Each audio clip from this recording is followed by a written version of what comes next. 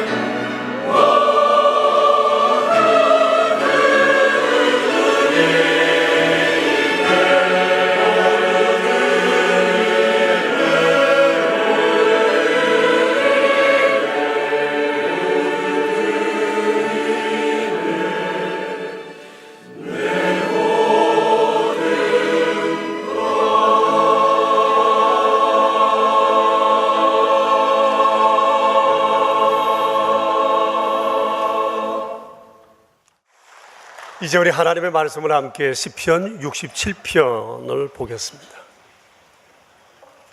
구약성경 848쪽입니다. 이제 우리 살아계신 하나님의 말씀을 함께 받들어 읽겠습니다. 시편 67편입니다.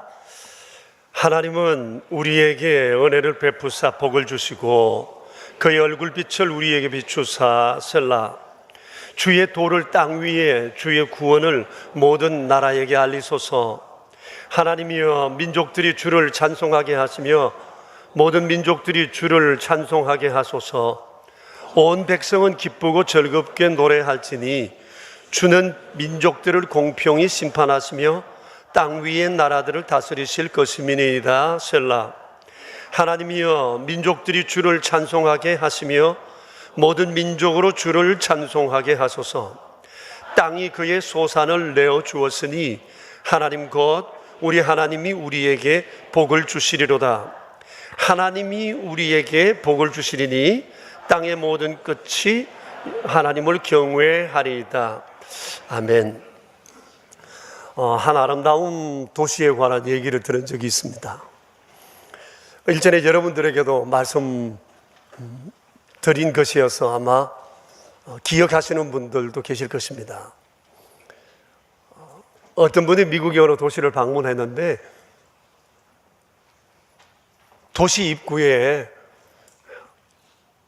큰 간판이 써져 있고 거기에 아오모토라고 하는 글이 적혀져 있더랍니다.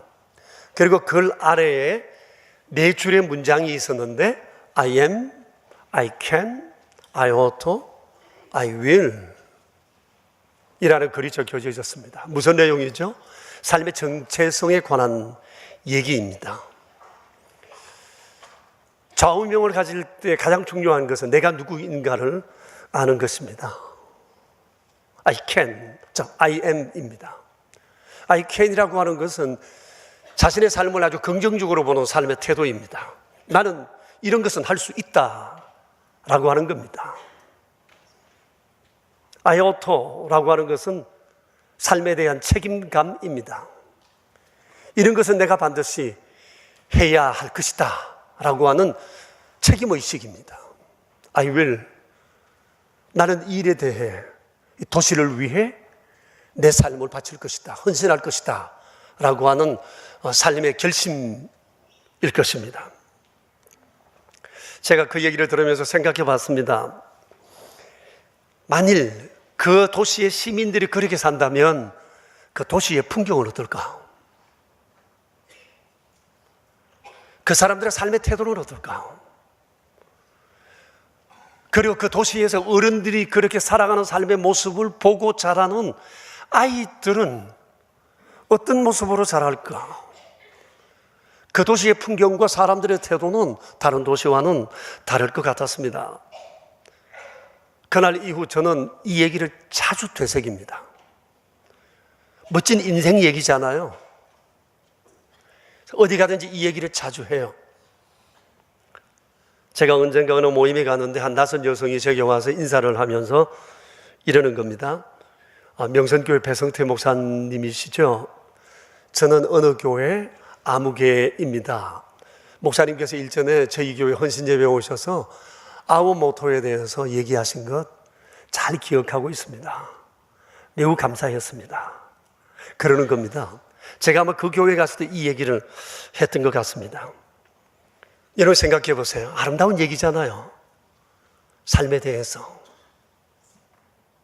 이런 생각 없이 살아가는 사람이 얼마나 많아요. 아우모토. 개인뿐만 아니라 공동체가 이런 삶의 좌우명을 갖는다는 것은 너무 아름다운 일이에요. 이것은 삶의 길이 되고 삶의 목적이 되기 때문입니다. 사람이 사는데 바쁘다 보면 아무 생각 없이 살게 돼요. 동물적인 본능을 가지고 열심히 일하고 먹고 살고 또 채워지면 그것으로 즐기고 이것이 삶의 이유가 되고 목적이 되는 사람들이 세상에 의외로 많습니다. 곰곰이 나를 생각하고 주변을 생각하고 내가 살고 있는 공동체를 생각하고 그것을 삶의 좌우명으로 삼고 살아간다고 하는 것은 정말 귀한 일이 아닐 수가 없습니다. 목적도 없이 방황하는 이 현대인들에게 다시 한번 경종을 울리는 마음에 새겨야 할 소중한 얘기라고 생각이 되어져요. 근데 제가 오늘 아침 말씀드리고 싶은 것이 있습니다. 자, 그렇다면 그리스도인으로서 그리고 하나님 나라 시민으로서 우리의 모토는 무엇이어야 할까라고 하는 겁니다. 그게 뭐죠? 우리의 아워 모토, 그것은 선교입니다. 근데 이 말씀을 드리기 전에 먼저 전제해야 할 것이 있습니다. 선교와 전도는 복음을 전한다는 의미에서 같은 얘기입니다. 요즘은 선교학에서도 선교나 전도나 구분 없이 함께 사용하고 있습니다. 그래서 오늘은 이것과 관련해서 세 가지를 말씀드리려고 합니다. 첫째는 우리의 모토인 선교 소명에 대해서, 둘째는 왜 우리가 이 선교 소명을 가져야 하나, 그 이유에 대해서, 셋째는 그러면 어떻게 이 선교 소명을 이루어 갈 것인가에 관해서 말씀을 드리려고 합니다. 첫째 주제입니다. 선교는 우리 그리스도인들의 삶의 궁극적인 목적임과 동시에 소명, 삶의 소명이라고 하는 것입니다. 사실 모든 그리스도인들은 구원받는 순간 구원과 함께 선교 소명을 함께 받습니다. 우리가 모르고 있을 뿐입니다. 생각하지 않고 살 뿐입니다. 여러분, 중요합니다. 구원받는 순간 선교 소명을 함께 받는다는 것입니다. 예를 들어 보겠습니다. 마태복음 4장에 보면 예수님께서 처음 제자를 부르시는 그런 장면이 나와요. 베드로를 비롯해서 몇몇 사람이 주님께 청을 받습니다. 그때 주께서 그들에게 하시는 말씀이 있습니다. 나를 따라오라. 내가 너희를 사람 낚는 어부가 되게 하리라. 여러분 보십시오. 그날 이 사람들은 주님을 따르면서 그리스도인이 되었어요. 구원받았어요. 그리고 주의 제자가 되었어요. 그와 동시에 주님께서는 그들에게 선교를 요청하셨어요. 사람 낚는 어부 되라는 겁니다. 선교를 위해 그들을 콜하신 겁니다.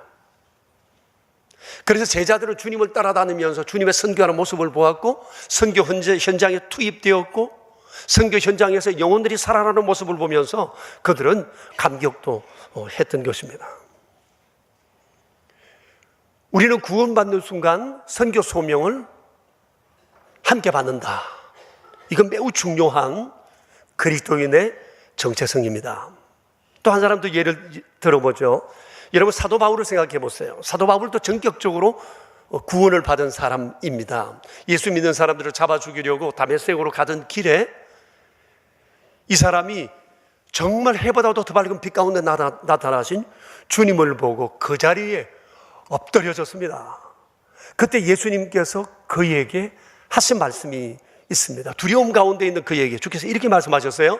일어나 너의 발로 서라. 내가 내게 나타난 것은 곧 내가 나를 본 일과 장차 내가 내게 나타날 일에 너로 종과 증인을 삼으려 함이니라. 보십시오. 주님이 그에게 나타나신 이유가 뭐죠? 첫째는 구원이에요. 주께서 그를 구원하신 이유가 뭐예요? 주님이 하시고자 하시는 미래의 여러 일들에 대해서 그를 주의 종, 주님의 일의 증인으로 삼기 위하심이라고 하는 겁니다. 그러니까 사도 바울도 구원을 받는 순간 선교 소명을 동시에 받았던 것입니다. 선교를 전제로 한 구원이었다고 하는 거예요. 두 경우를 얘기 들었습니다만은 이것은 모든 그리스도인들의 예외가 없습니다. 우리는 구원받음과 동시에 선교 소명을 받았다고 하는 것이에요. 저도 그랬습니다. 구원받는 날 저는 선교 소명을 확신했습니다. 그리고 주님에게 평생 이 선교 소명 안에서 살겠다고 다짐을 했습니다. 물론 저의 구원은 성경대로 보면 하나님께서 창세전에 이미 작정해 놓으신 거였는데 25 되던 그 해 저는 예수님을 인격적으로 만났습니다. 살아계신 주님을 경험한 것입니다. 주님이 내 삶의 주인이 되셨다는 것을 저는 확신했습니다. 정말 눈물로 감격했고 주님 앞에 평생 이 길, 주님의 종, 증인의 길을 가겠다고 다짐을 했었습니다. 그래서 반납주야 미친 듯이 살았어요. 미친 듯이 복음을 위해 전하면서 살았습니다. 신학교 가서 좀 식어졌어요. 신학교 가면 더 잘해야 될 텐데 신학교 가서 좀 사람이 어설프게 되어버렸습니다. 여러분은 어떠세요? 여러분 예수님 믿는 순간 아마 이런 경험하신 분도 계시죠? 구원받았다는 것과 동시에 선교 소명에 대한 확신을 가진 분들도 많았으리라고 생각을 합니다. 여러분 잘 기억해야 합니다. 하나님은 우리를 있는 그대로 받아주셨습니다. 아무도 따지지 않으셨어요. 주님 앞에 있는 그대로 용납되어진 우리에게 해야 할 일이 있는데 그대로 있으면 안 된다는 것입니다. 그래도 많은 경우 우리는 잊고 살거나 선교 소명을 외면하고 살거나 선교 소명을 차선으로 생각하는 경향이 너무 많다는 거예요. 지난주에 제가 서울에 있는 어느 교회 부흥회에 가서 말씀을 전하고 왔습니다. 지금은 원로 목사님이 되셨습니다만은 그분이 작년에 이 말씀을 전해주기를 부탁하셔서 갔다 왔는데, 그 교회는 세워진 지가 110년이 된 교회였습니다. 여러분 정말 아무도 놀라시지도 않나요? 교회 세워진 지 110년 됐다니까요. 정말 110년의 유구한 전통을 가진 교회였습니다. 근데 교인들은 교회에 대한 자부심이 굉장히 커서요, 그곳에 살다가 경기권 어디든지 이사를 가도 교회를 안 떠난답니다. 본교회로 돌아와서 꼭 예배를 드리곤 한답니다. 교회에 대한 자부심이 컸던 것 같아요. 근데 담임 목사님의 말씀에 의할 것 같으면 110년 동안 그리 큰 분란 없이 지내오게 된 참 좋은 교회라고 얘기를 해요. 그리고 4대가 함께 출석하는 교회도, 교인들도 여럿 있다는 겁니다. 그 교회 지금까지 최고 오래 다니고 계시는 분은 89년째 다니고 있답니다. 모태 신앙으로 거기서 태어나서 거기서 유아 세례 받고 지금까지 교인으로 살아오는 겁니다. 대단한 저력이에요. 그 얘기를 들으면서 마음에 참 부러움과 함께 우리 교회의 장차 110주년을 한번 생각해 봤습니다. 언제인고 하니 2095년입니다. 저는 아마 천국에서 이때를 지켜보리라고 생각해요. 여러분도 저하고 입장이 비슷할 겁니다. 우리 다 그날 천국 가서 우리 명선교회 110주년을 지켜볼 겁니다. 우리 같이 그날 봐요. 아마 그때쯤 되면 우리 교회도 70년, 80년, 90년 교회 다닌 사람들이 분명히 있을 것 같아요. 참 보람되죠. 자랑스럽죠. 그런데 한참 이런 재밌는 얘기를 하다가 담임 목사님이 이러는 겁니다. 목사님, 제가 이 교회 부임한 지 한 5개월쯤 됐습니다. 근데 우리 교회 다 좋은데 교인들이 전도를 통 안 해요. 그런데도 신기한 건 교회가 성장한다는 겁니다. 전도를 통 안 하는데도 교회가 성장하는데 그 이유는 우리 교회 주변 여건이 좋기 때문입니다. 제가 만일 전에 있었던 교회가 만일 전도를 안 하고 있으면 몇 년 지나지 않아 교회 문 닫아야 될 것입니다. 이분의 얘기를 들으면서 제가 속으로 우리 교회하고 비슷하네, 제가 그랬습니다. 그날 목사님 그 얘기를 듣는데 마치 천둥소리처럼 들렸어요. 하나님께서 제게 말씀하시는 음성으로 들렸습니다. 그와 동시에 주님 앞에 너무 송구했어요. 사실이 그렇지 않습니까? 우리 전도 안 하잖아요. 우리 교회 소수를 제외하고는 개인 전도를 하시는 분들이 그리 많지는 않아요. 명색이 우리 교회 비전이 우리나라 모든 나라 하나님 나라인데 비전만 좋고 그렇게 살아가지는 않아요. 그런데 신기하게도 우리 교회는 성장해요. 전도도 안 하는데 성장해요. 참 신기해요. 여러분 솔직히 한번 돌아보세요. 마지막으로 전도한 때가 언제입니까? 예수 안 믿는 사람들에게 예수 믿으면 참 좋습니다, 이 얘기 해본 적이 언제입니까? 다시 말씀드립니다.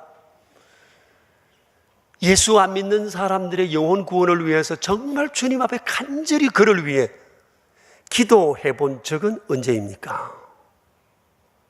우린 하나님 앞에 너무 죄송함이 많아요. 참 부끄럽죠. 반성해야 될 일들이 많다고 생각해요. 자, 그런 면에서 시편 이 67편은 너무 귀합니다. 여러분 우리가 읽어봤지만 구구절절 선교 소명과 선교에 대한 갈망으로 가득 차 있어요. 이 시편을 기록한 분이 누군지에 대해서는 몰라요. 그런데 짐작키로는 65편의 내용과 비슷한 내용이 있는 것으로 봐서 아마 사도 다윗의 시편이 아닌가 그렇게 생각이 되어져요. 아무튼 이 시편 67편에는 선교에 대한 열망으로 가득 찬 한 성도의 고백을 보게 됩니다. 여러분 한번 보십시다. 2절을 보세요. 주의 도를 땅 위에, 주의 구원을 모든 나라에 알리소서. 그리고 3절을 보십시다. 하나님이여 민족들이 주를 찬송하게 하시며 모든 민족들이 주를 찬송하게 하소서. 그리고 이 얘기가 5절에서 다시 한번 반복되고 있습니다. 그리고 4절 같이 읽어봅시다. 온 백성은 기쁘고 즐겁게 노래할지니 주는 민족들을 공평히 심판하시며 땅 위의 나라들을 다스리실 것임이니라. 자, 보십시오. 이분은 땅의 모든 백성과 땅에 있는 모든 나라 족속들이 하나님을 믿고 하나님을 찬미하고 경배하고 하나님의 다스림을 받았으면 좋겠다고 하는 간절한 소원으로 가득 차 있다고 하는 것입니다. 얼마나 간절한지 몰라요. 구구절절 하나님 앞에 간곡히 그렇게 되게 해주실 것을. 그의 간구의 범위도 얼마나 넓은지 몰라요. 내 집안, 내 가족이 아닙니다. 내 나라가 아닙니다. 이 땅 위에 있는 모든 사람, 그리고 모든 나라가 하나님 백성 되기를 간절히 원하고 있습니다. 세계 선교를 꿈꾼 사람이라고 말할 수가 있어요. 흔히들 구약 성경의 내용은 율법이고 신약 성경의 내용은 은혜와 복음이라고 획일적으로 구분짓는 사람들이 있는데 그건 편견입니다. 보세요. 구약의 성도들 중에 영혼 구원에 대해서 이런 갈망을 가지고 선교 소명을 이루기 위해서 이렇게 뜨겁게 주님 앞에 간구한 사람들이 많다는 겁니다. 요즘 우리가 새벽에 예언서를 쭉 보는데요. 예언서 예언자들의 한결같은 관심은 영혼 구원인데 그것이 내 나라 내 민족만 아니라 전 세계 구원이에요. 그들을 통해서 하나님이 끊임없이 하시는 말씀도 내가 영혼 구원하기를 원한다. 이 말씀을 하나님의 선지자들에게 끊임없이 하고 계세요.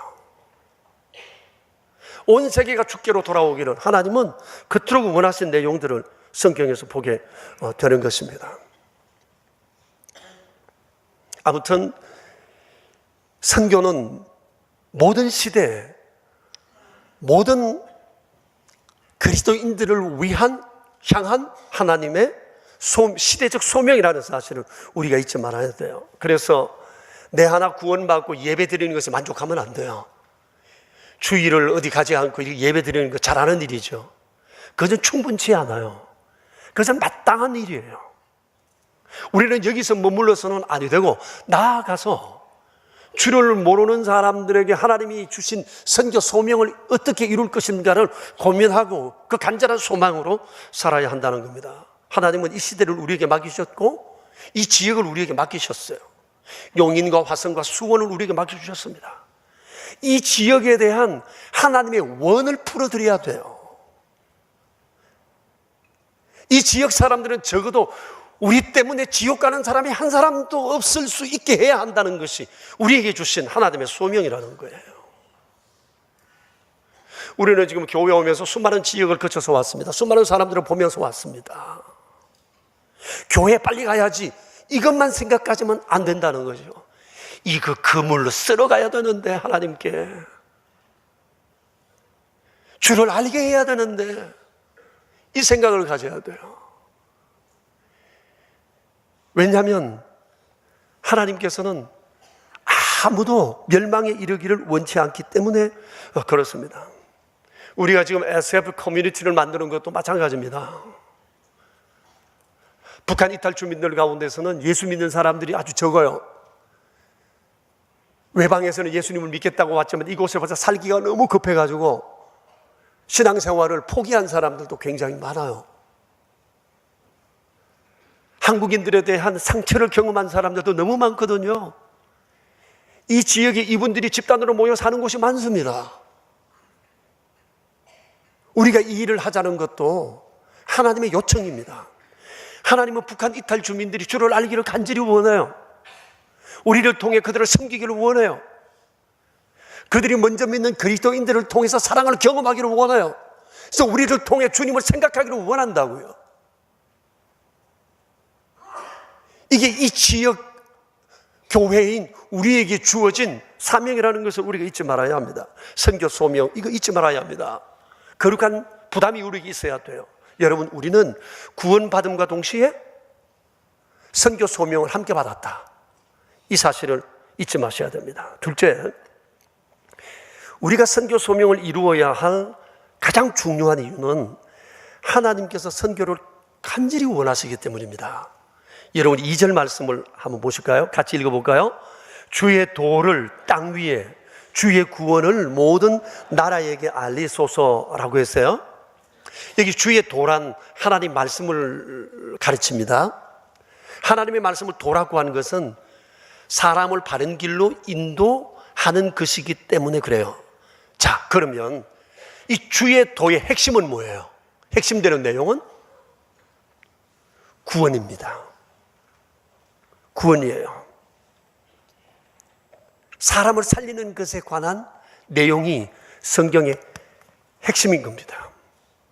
사람을 살려 영원한 생명을 주시겠다는 것이 여기에 담겨 있어요. 그래서 이 세상을 너무나 사랑하신 하나님께서는 자신의 아들을 세상에 보내어 십자가에 죽게 하셔서라도 사람을 구원하시기를 원하신다고 하는 것입니다. 그래서 선교는 최근에 일어난 운동이 아니라 태초부터 있었던 하나님의 거룩한 운동이라는 사실을 우리가 잊지 말아야 돼요.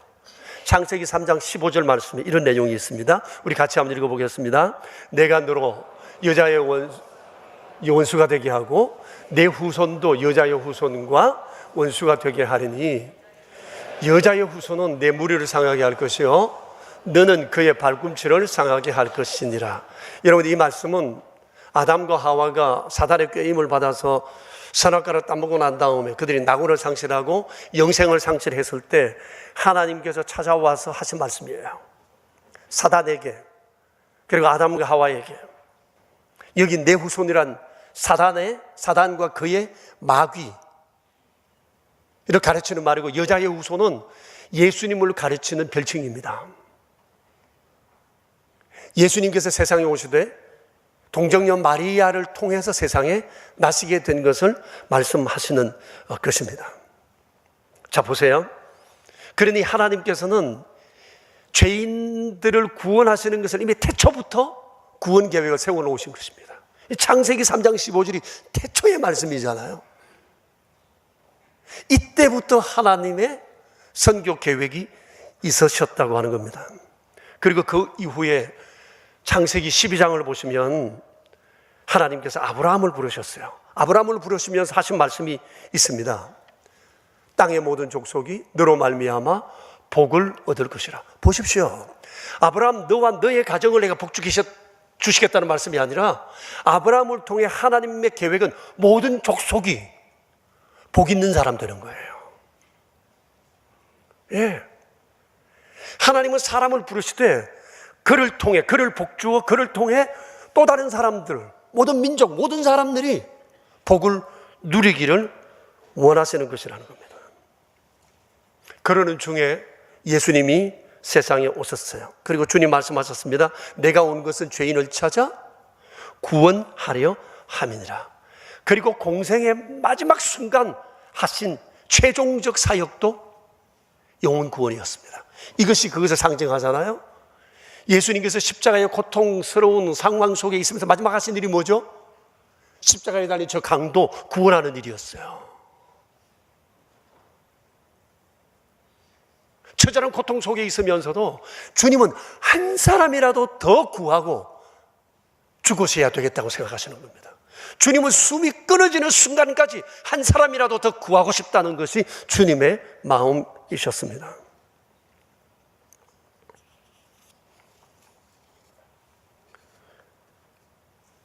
그리고 주께서 성천하시는 자리에서 주님의 마지막 명령도 선교였습니다. 오직 성령이 너희에게 임하시면 너희가 권능을 받고 예루살렘과 온 유대와 사마리아와 땅끝까지 이르러 내 증인이 되리라 하셨어요. 자, 여러분, 선교는 하나님과 예수님이 가장 원하시는 거예요. 이것이 우리가 선교해야 할 중요한 이유입니다. 하나님은 아무도 멸망치 않고 구원에 이르기를 원하세요. 멸망할 수밖에 없는 사람들을 살려야 한다는 것이 하나님의 마음이세요. 그래서 자식은 부모를 잊어도 자식을 잊는 부모는 없어요. 그 자식이 아무리 못돼도 그렇습니다. 가끔 제게 와서 자기 자식 욕하는 분들을 제가 가끔 봐요. 아주 못된 놈이고 죽일 놈이고 부모를 모르는 놈이고 내가 왜 그런 놈을 잉태하고 배 아파 낳았는지 모르겠다고. 근데 나중에 보니까 되게 사랑하더라고요. 근데 내가 만약에 거기다가 맞장구 제가 죽일 놈, 나쁜 놈 그랬다면 저도 그분이 싫어했을 것 같아. 제가 이미 눈치가 빠르거든요. 그래도 무슨 사정이 있어 그랬지. 뭐 이렇게 달랬으니까 만문탁이지. 안 그러면 저하고 원수 됐을 줄 몰라요. 그놈하고 헤어지라고 그랬다면 어떻게 했겠어요? 세상 죄인을 향한 하나님의 마음도 그래요. 아무리 죄인이라도 주님이 원하시는 것은 살려야 한다는 거예요. 그래서 주님 자신이 하늘 영광 보좌 버리시고 세상에 오신 것입니다. 우리가 선교를 해야 할 중요한 이유는 하나님의 소원입니다. 하나님이 원하시는 일이기 때문에 그렇습니다. 셋째, 그러면 우리가 이 선교를 어떻게 이루어갈 것인가 라고 하는 겁니다. 선교를 이루기 위해서 먼저 해야 할 일은 선교의 개념을 이해하는 겁니다. 자, 여러분, 선교가 뭐죠? 어렵게 생각하지 마십시오. 선교란 예수님 모르는 사람을 복 있는 사람 되게 하는 겁니다. 지난주 말씀을 한번 생각해 보세요. 선교란 예수님 모르는 사람을 복 있는 사람 되게 하는 겁니다. 아브라함에게 말씀하신 그대로예요. 너로 하여금 모든 족속이 복받게 하는 것. 이게 선교예요. 자, 그러면 이렇게 되기 위해서 해야 할 일은 뭐죠? 그의 인생의 판을 갈아엎는 겁니다. 어떻게? 예수님을 중심으로 인생의 새로운 포석을 할 수 있도록 말해주고 가르쳐주고 이끌어주고 나를 통해 보여주는 겁니다. 그게 선교예요. 자, 다시 한 번 말씀드리면 선교가 뭐죠? 선교란 예수님을 모르는 사람을 복 있는 사람으로 이끌어주는 거다. 이를 위해서 우리가 해야 할 일은 예수님을 중심으로 한 인생의 포석을 깔도록 말해주고 도와주는 거다. 이게 선교라고 하는 겁니다. 좀 더 구체적으로 아시고 싶으신 분들은 지난주의 말씀을 다시 한번 상기했으면 좋겠습니다. 근데 이것만 한다고 되는 것이 아닙니다. 이것이 열매 맺기 위해서 우리가 해야 할 중요한 것이 바로 기도입니다. 오늘 시편 67편의 성도는 그렇게 했어요. 그는 하나님께서 이대로 구원해 주시기 위해서 간절히 기도했어요. 여러분 2절부터 5절까지 내용 너무 좋으니까 같이 한번 읽어봐요. 주의 도를 땅 위에 주의 구원을 모든 나라에 알리소서. 하나님이여 민족들이 주를 찬송하게 하시며 모든 민족들이 주를 찬송하게 하소서. 온 백성은 기쁘고 즐겁게 노래할지니 주는 민족들을 공평히 심판하시며 땅 위의 나라들을 다스릴 것임이니이다. 하나님이여 민족들이 주를 찬송하게 하시며 모든 민족으로 주를 찬송하게 하소서. 우리가 왜 기도해야 되죠? 선교는 우리가 하는 일이지만 구원은 하나님의 소관이기 때문에 그렇습니다. 그래서 우리가 이를 위해서 기도해야 하는 겁니다. 누구를 VIP로 정할까 할 때도 우리는 기도하며 정해야 하고요. 편지를 쓰면서도 그를 위해 기도해야 하고요. 이 손편지를 전해줄 때도 기도하며 전해주어야 하는 것입니다. 반드시 열매가 맺어지게 될 줄로 믿습니다. 그런데 또 기도해야 할 것이 또 하나 있어요. 1절을 보십시오. 하나님은 우리에게 은혜를 베푸사 복을 주시고 그의 얼굴빛을 우리에게 비추사라고 했습니다. 여러분 무슨 뜻이죠? 선교를 해야겠으니 내게 복을 달라는 겁니다. 은혜를 베푸사 내게 복을 달라는 겁니다. 선교를 감당할 힘과 건강과 물질을 달라는 겁니다. 그래서 하나님의 영광의 도구로 살고 싶다는 겁니다. 선교를 선교되게 하기 위해 주님 내가 복받아야 되겠습니다는 거예요.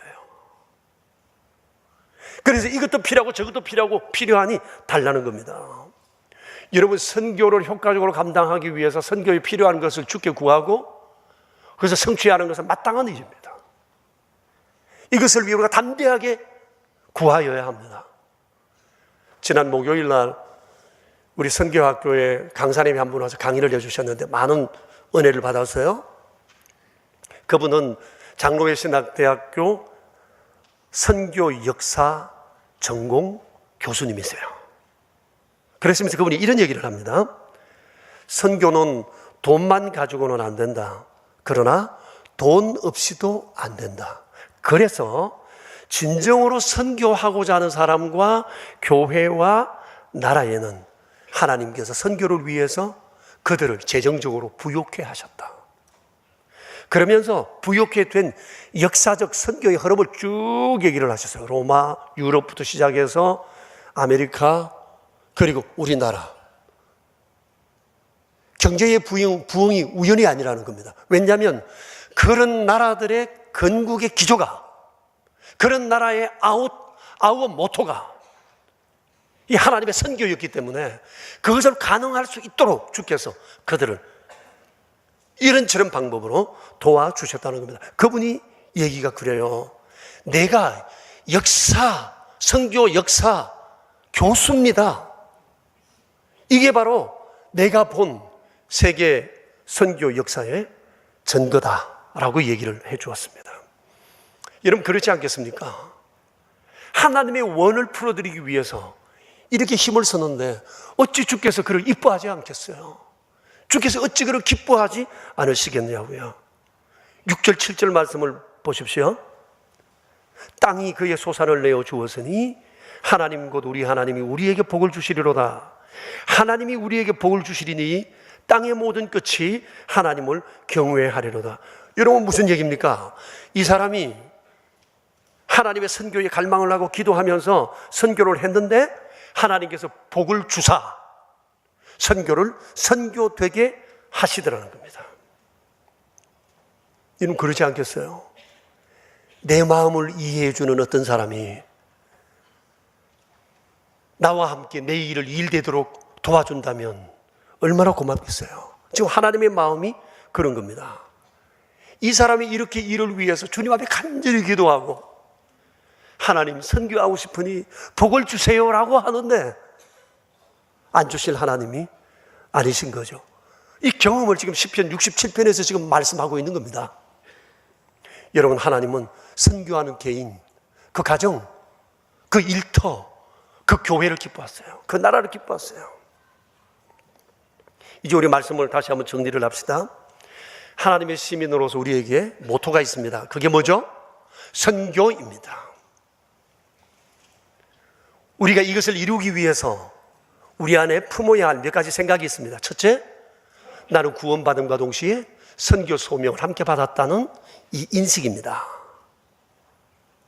둘째는 이 선교는 하나님이 지극히 원하시는 거다라고 하는 사실입니다.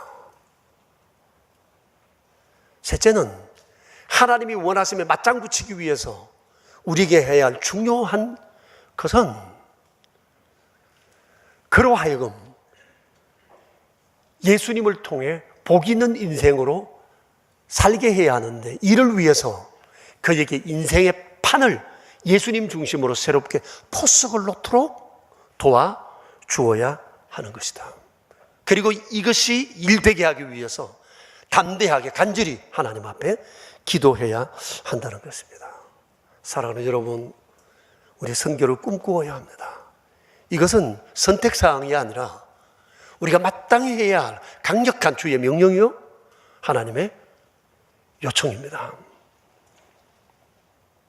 그리고 선교가 나와 우리 가정과 우리 교회의 모토가 되게 해야 합니다. 왜냐하면 우리를 있는 그대로 받아주신 하나님 앞에 선교는 우리가 해야 할 마땅한 도리이기 때문입니다. 그래서 여러분, 선교를 위해서 시간을 내시고 꿈을 꾸시고 돈도 쓰시고 힘을 기울여 이 길을 향해 가야 합니다. 주님의 원을 풀기 위해 사는 그 사람 하나님 반드시 책임지시고 세워주실 줄 믿습니다. 우리 함께 기도합시다. 어떻게 살아왔는지 한번 돌아봅시다. 선교와 전도는 같은 개념이라고 그랬습니다. 영혼을 살리는 일에 좌우가 있을 수가 없고 원거리 근거리가 있을 수가 없습니다. 구원받은 것만 누리기만 하는 자가 되어서는 안 됩니다. 내가 살아났잖아요. 내가 복 있는 사람 되었잖아요.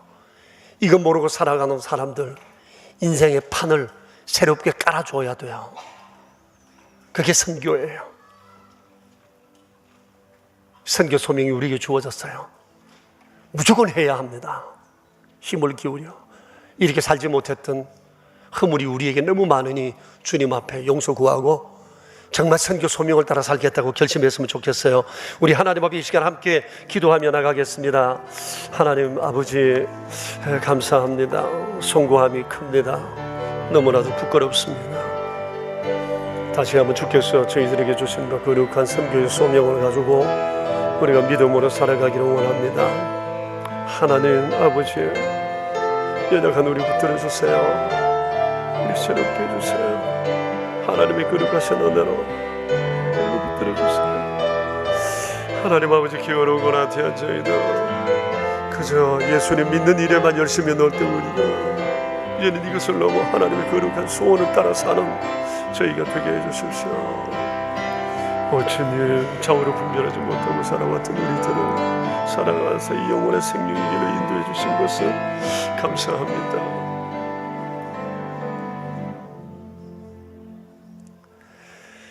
하나님 아버지 그저 아무것도 모르고 열심히 살면 된다고 생각했던 저희들이었는데 주께서 그리스도 안에서 우리에게 새로운 인생의 판을 주님을 중심으로 깔아주시고 복 있는 인생 되게 하신 것에 대해 감사를 드립니다. 그러나 하나님께서 우리에게 주신 이 거룩하신 은혜를 잘 알면서도 이런 사실을 까마득히 모르고 있는 또 다른 사람들에 대해 우리가 관심을 쓰지 못하고 그래서 내 믿는 일에만 열심히 살아왔던 순간들이 얼마나 많은지 송구한 마음 참으로 큽니다. 3000년 전 한 성도의 이 아름다운 선교 소명에 대해 주님은 오늘 우리에게 말씀해 주셨고 그의 뜨거운 열망을 통해서 하나님이 얼마나 기쁘셨으면 그의 고백을 성경에까지 실어두셨을까 생각할 때 진정 하나님께서 기뻐하시는 사람이 어떤 사람인가를 우리는 다시금 생각하게 되었습니다. 자비로우신 주여, 주님 앞에 서는 그날까지 선교가 저희의 소명이 되게 하시고 이를 위하여 간절히 담대히 주님 앞에 간구하며 하나님의 소원을 이 땅 가운데 이루어가는 저희들이 될 수 있도록 도와주시옵소서. 주께서 시대적 소명을 우리에게 주셨고 이 지역을 저희들에게 맡겨주셨으니 이 지역 사람들이 우리를 통해 지옥 가는 사람들이 하나도 없도록 저희의 마음을 분발시켜 주시옵소서. 우리 구주 예수 그리스도 이름으로 기도합니다. 아멘. 하나님 아버지 참으로 크시고 놀라우신 사랑을 입은 저희가 다시 한번 주의 거룩하신 말씀을 마음에 담고 시대적인 소명 앞에 결심하며 이전을 났습니다. 저희를 주장하셔서 하나님의 이 아름다운 뜻을 선히 이루는 복된 통로들이 되게 해주시기 바랍니다. 하나님께서 저희들에게 베푸신 크신 은혜 무엇으로 다 갚을 수 있겠습니까? 때를 얻든지 못 얻든지 복음을 증가전하는 일에 마음속에 해주시고 오늘도 주께서 베풀어 주시는 종을 기억하고 귀한 예물을 또한 드리오니 이 예물이 생명을 구원하는 일에 아름답게 사용되게 되길 원합니다. 11조 예물을 온전히 구별하여 드린 손길들과 감사 예물을 드린 손길들, 주전 헌금을 드린 손길들, 그리고 또 SP 커뮤니티를 세워가는 일에 드려진 이 귀한 손길들을 우리 하나님 기억하여 주셔서 생명을 살리고 세우는 이 아름다운 일에 귀하게 서여지는 저희 모두 되게 하여 주시옵소서. 우리 구주 예수 그리스도의 이름으로 기도드리오며 이제는 생명의 구주 주 예수 그리스도의 은혜와 놀라우신 하나님의 크신 사랑하심과 우리 안에 계셔서 하나님의 소원을 나의 소원으로 품고 살아가도록 도와주시는 성령님의 교통하심이 모인 저희 무리들과 명선의 모든 가족들과 주님의 몸 되신 교회 위에 이제로부터 영원히 함께 계시옵기를 간절히 축원하옵나이다. 아멘.